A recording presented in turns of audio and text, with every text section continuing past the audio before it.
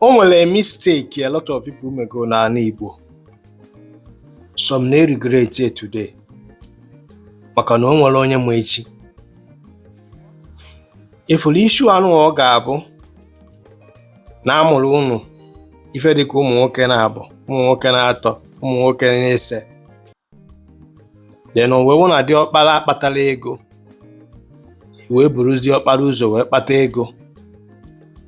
Then wee chọba ebe ị ya arụ unu wee lụọ ya na ngwuru be nna gị. Some people na regret it today. Some people nọ n'alịlị ya today. Na ife a na-agwa gị. So gị nwa na-ege m ntị. As far as na ịbụrụ the first son, emekwana that kind of mistake.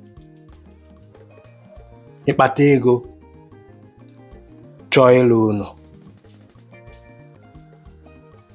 N'ife a na-agwa gị, ọ na papa unu ka nọ ndụ. Ugbo okwu a n'obi nke gị. Ọ bụkwa nọ n'ọlọzi ya, ọ bụ na ọ dị ọkpara unu ga-atụrụ gị aka ebe ị ga-anọ. Gwa anya ịchọ gị ịpụ obi.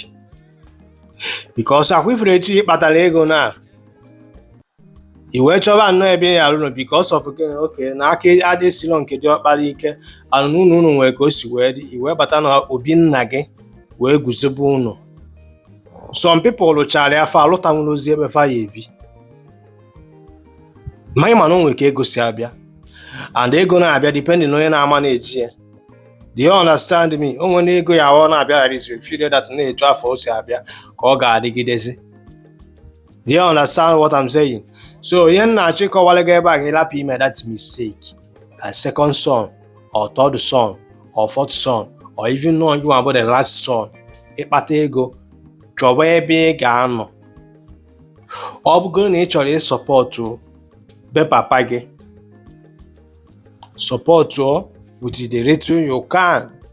Maka ihe nji agwa gị ihe a bụ na onwere time oge ruo. Ọ bụrụ na emechaa ụnụ onwere ka aka si wee dị gị. Ifuru na afọ ịlụrụ anya na-agwa ya gị kwapụ. Na ọ dị ọkpara nwe obi. And there's nothing you can do.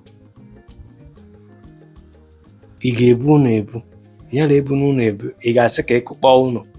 Ha yala ekwena gị ka ime ụdị ife afọ. And ya kwuru eme that kind of thing. Ị na-aghọta ife a na-agwa gị. Ihe nji agwa gị ihe a kịta na o nwere ndị nọ na regret ife a na-agwa gị.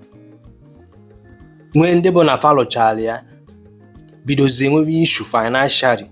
Even na obi esef ọlụtanwụrụ ozi ma ọ bụrụ one room ọ ya anọ na ya. Ndị Igbo so na uche bụ mmadụ. Asụrọkwa nge nene be nna gị anya o. That is not what I'm saying. Mana ndị Igbo so na nke ọbụla onye na-eme uche dị ya maka echi. Maka ọ bụrụ mbọsị akụ ka ọ na-epu. Ihe a na-agwa gị taa na a lot of people emego the mistake. Some are regretting it. Some nọ n'okwu na ụka. Especially mgbe anọ kataziri afọ ọzọ papa, afọ ọzọ mama. Diọkpara anọ na nwaanyị mụtaba ụmụazị. Mgbe ahụ anọ katazie nwaanyị amala ọka family si wee bido batazie ọgba aghara ada. Ịma na onwere ife na-eweta ọgba aghara n'ezinụlọ karịa na ebidokwara ịnụ nwaanyị. Ole si n'unu nwa bụ ụmụnne akwụdosiri ike na nwaanyị aghara abụrụ unu issue. Na kama nwaanyị ga-abụrụ unu issue, nwaanyị achala unu na family. Mana ịma na family niile abụrụ ofu, and nwoke niile ede eche ofu dị echiche. Especially nwoke ọ dịlọ n'aka. Ọ dị ka nwaanyị ọka di ya emebe. Ihe ọ bụla ọ gwara di ya ka di ya na-eme. So nwanne m mụrụkwa akọ. Ndị Igbo si that nọ ebe ahụ a na-adụ nwa ọgaranya ọdụ ka nwa ogbenye ji amụta ife. Ịkpata ego chọọ ịlụ ụlọ si tụọlụ gị aka ebe ị sọpoziri ịnọ. Maka ihe nji agwa gị ihe abụ na onwere onye nwe echi.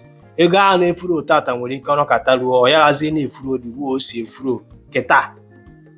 Ịghọtara na ife a na-agwa gị mgbe ahụ ịchọzi ịlụ nke gị sef ọ bụrụ ụwa ala ọ bụrụ ọgụ na mgba. So nwanne m uche gị dị ya.